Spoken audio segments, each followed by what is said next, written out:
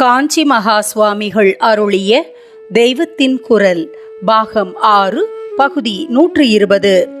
அத்வைத்த பக்தர்களுக்கு அழிவே இல்லை.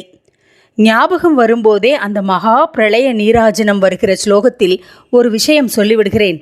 அந்த ஸ்லோகத்தில் துவாம் அகம், நீயே நான் என்று அம்பாளை அத்வைத்தமாக உபாசிக்கிறவர்களுக்கு மகா பிரளய அக்னி கற்பூர ஆரத்தி காட்டுகிறதென்று சொல்வதற்கு அர்த்தம் அப்போதும் அவர்கள் அழியவில்லை என்பதே.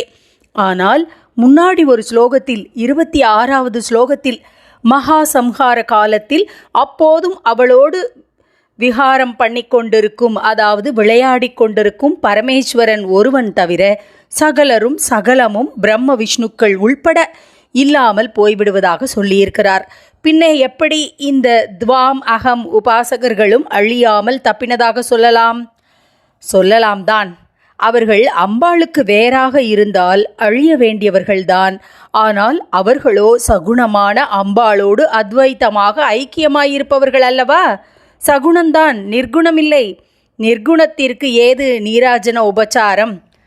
ஸ்வதேகோத்பூதாத்பிர் கிருணபிர் அணிமாத்யாபிர் அபிதோ என்று இங்கே அம்பாளை பற்றி வருவதால் அஷ்ட ஐஸ்வர்யங்களும் அவளுடைய சரீரத்திலிருந்தே ரஷ்மிகளாக உத்பவித்து அவளை சூழ்ந்திருக்கும்படியான சகுணஸ்திதியில்தான் இருக்கிறாள் என்று நிச்சயப்படுகிறது.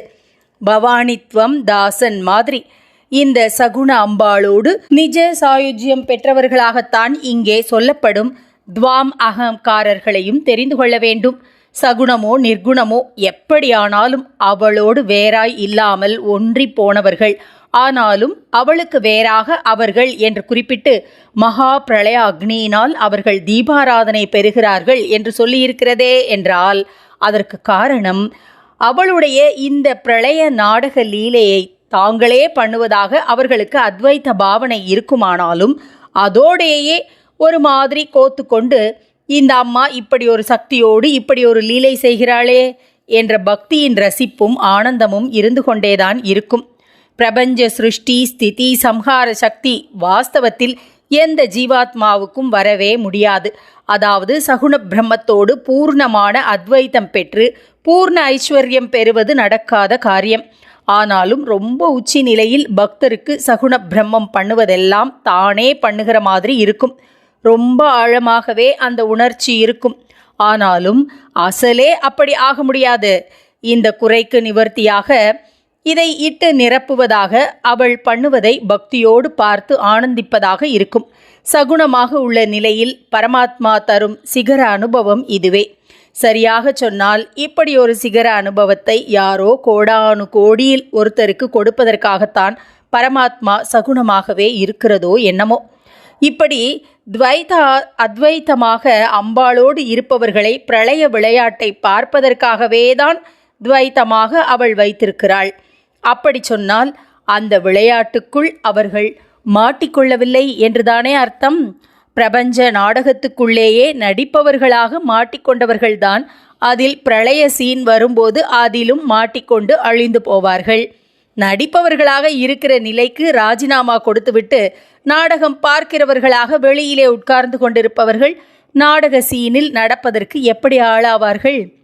ஆனபடியால் சகுண அம்பாளோடு ஒரு தினசில் அத்வைத்த பாவம் பெற்றவர்கள் என்ற முறையிலும் சரி, துவைத்தமாக அவளுடைய நாடகத்தை பார்ப்பவர்கள் பார்க்க மட்டுமே செய்கிறவர்கள், நடிக்கிறவர்கள் இல்லை என்ற முறையிலும் சரி, அந்த துவாம் அகங்காரர்கள் பிரபஞ்ச நடப்புகளுக்கு அப்பாற்பட்டவர்கள்.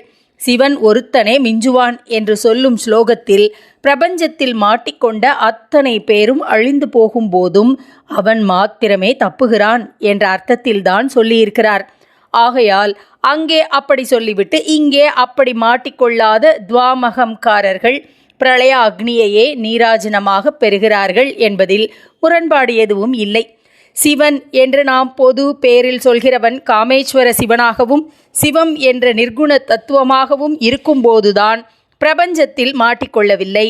ஆனால் ருத்ரன் என்றும் மகேஸ்வரன் என்றும் சதாசிவன் என்றும் பிரபஞ்ச காரியங்களில் 3ஐ நிர்வகிக்கும் போது அவனும் அதில் மாட்டிக்கொண்டவன்தான்.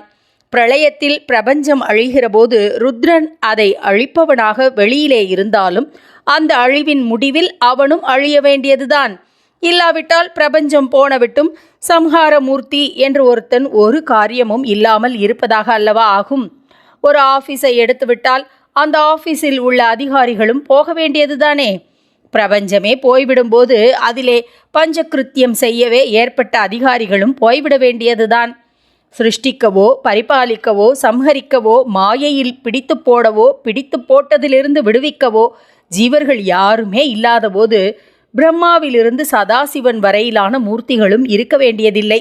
அப்படித்தான் நடக்கிறது. அம்பாளின் சௌமங்கல்யத்தை உத்தேசித்து அவளுடன் அபிண்ணமாய் இருக்கும் காமேஸ்வரனும் அவளுக்கு ஆதாரபூதமாக இருக்கும் நிர்குண சிவமும் தான் அப்போதும் இருப்பது. சிவத்தின் நித்திய சத்தியத்தை சொல்ல வேண்டிய அவசியமே இல்லை. அது ஒருபோதும் இல்லாமல் இருக்க முடியாது. அதை விட்டால் பரபிரம்ம சக்தியின் பதியாக, இங்கேயும் ஸ்ரீசரணர்கள் சிரித்து கொள்கிறார், பரபிரம்ம சக்தியின் பதியாக ஒப்புக்கோசரம் பதியாக உள்ள காமேஸ்வர சிவன் ஒருத்தன்தான் மகா பிரளயத்திலும் மிஞ்சுவது. இவளுடைய விளையாட்டில் இவளோடு சேர்ந்து விளையாடவே அவன் ஏற்பட்டதால் தான் விஹரதி சதி த்வத் பதிரசௌ, சதி தேவியே உன்னுடைய இந்த பதி விளையாடுகிறார் என்று 26வது ஸ்லோகத்தில் சொல்லியிருக்கிறார்.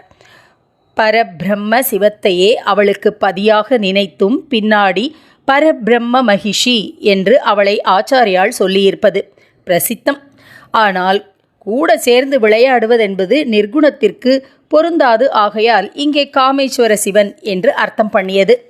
துவாம் அகங்காரர்களை சொல்லும் ஸ்லோகத்தில் அவர்கள் அந்த சிவனுடைய ஐஸ்வர்யத்தையும் திருணமாத்திரமாக நினைப்பவர்கள் என்று ஒரே ஒசத்தியாக ஒசத்தி வைத்து சுவாமியை ஒரே இறக்காக இறக்கி சொல்லியிருக்கிறார்.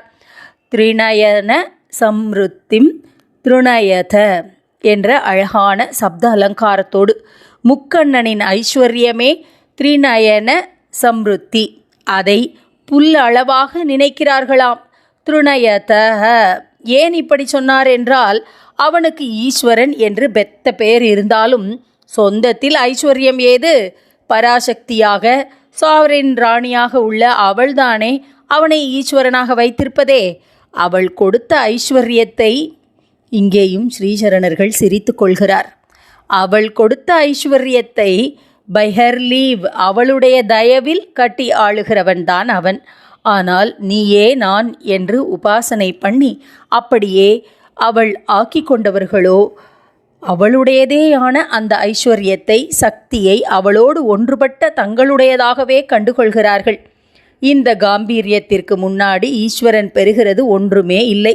அவனுக்கு அவள் பூர்ண ஐஸ்வர்யத்தையும் கொடுக்கவில்லை, இன்னும் வேறே பல அதிகாரிகளுக்கும் அதில் பங்கு போட்டு கொடுத்திருக்கிறாள். அவளோடு ஏகி பாவம் பெற்ற துவாம் அகங்காரர்களே அவளுடைய பூர்ண ஐஸ்வர்யத்தையும் தங்களுடையதாக அனுபவிப்பவர்கள். அதனால்தான் திரிநயன சம்ருத்திம் திருநயதக என்றார். அத்வைத்தமான பக்தி உபாசனையை பெருமைப்படுத்துவதற்காக இப்படி ஒசத்தி சொன்னது. அப்படியே யதார்த்தம் என்று நினைத்துவிடக்கூடாது.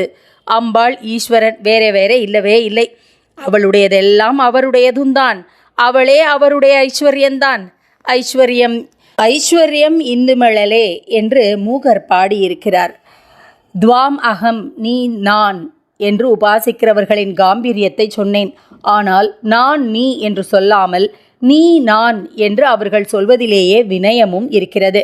மகா வாக்கியங்களில் ஒன்று நான் பிரம்மமாய் இருக்கிறேன் என்கிறது. இன்னொன்று இந்த ஆத்மா, அதாவது ஜீவாத்மாவாக தெரிவது பிரம்மமே என்கிறது.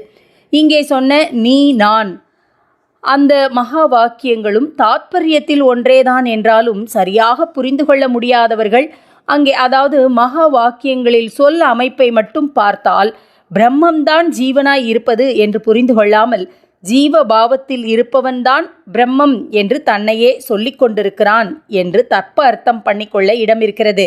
குருமுகமாக வரும் மகா வாக்கியத்தில்தான் இந்த குளறுபடிக்கு இடமில்லாமல் பிரம்மம் நீயாய் இருக்கிறாய் என்று தெளிவாக வருகிறது. இங்கேயும் துவாம் அகம் என்பதில் அதே போல நீதான் நான் ஆனது என்று துவனிக்கிறது. நீ இல்லாமல் நான் என்று ஒன்றும் இல்லை என்ற வினயம் அதில் இருக்கிறது. வாசகத்திலேயே சத்தியம் ஸ்பஷ்டமாக தெரிவதோடு வினயமும் இருக்கிறது.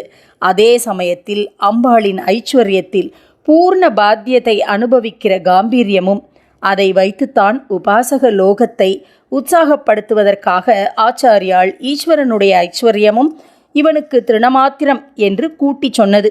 ஏகீபாவம் பெற்ற ஜீவன் அம்பாளோடு எப்போதும் அபிண்ணமாய் இருக்கும் சுவாமி. 2 பேருக்கும் அழிவே இல்லை என்பதுதான் மொத்தத்தில் விஷயம்.